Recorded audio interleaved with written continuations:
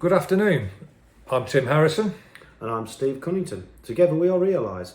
We're here to continue our chat about what we believe to be a housing scandal within South S.K.D.C, particularly Grantham, that most of the public may not be aware of. So Steve, last week I mentioned that Councillor Robert Reid stated in October last year that he thought we'd be out of special measures within weeks.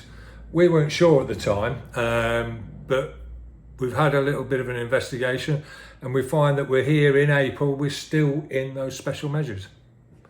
Yeah, so as I stated in episode 1, tenants were potentially put in danger. From what I've seen, they still are. I've also seen and experienced that, Steve.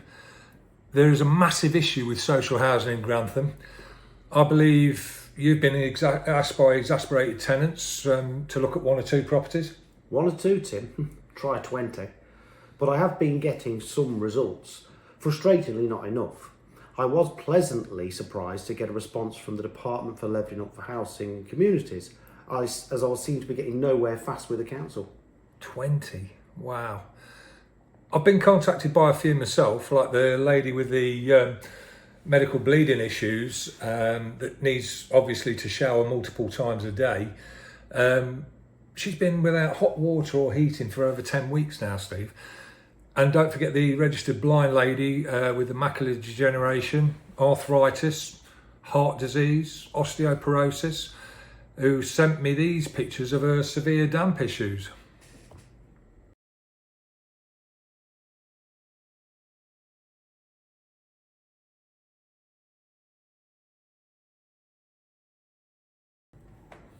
Wow. Well, I've seen very similar in recent weeks in many council houses, but don't forget there was the lady recently we both went to see in the private sector rental who was having similar issues. Remember the moisture meter reading being 46? Guidelines suggest that anything between 15 and 20 requires further investigation. Yeah, that's right. I actually passed this one on to Councillor Ray Wotton and Councillor Mary Whittington in the hope that their councillor titles will carry more weight in the private sector.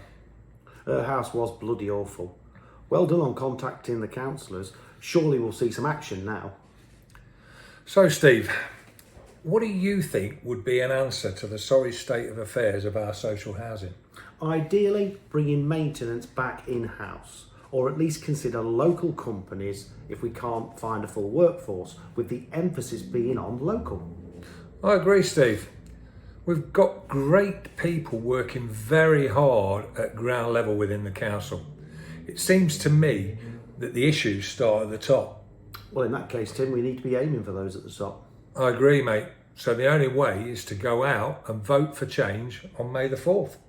The sad alternative would be 4 more years of the same. Until next time.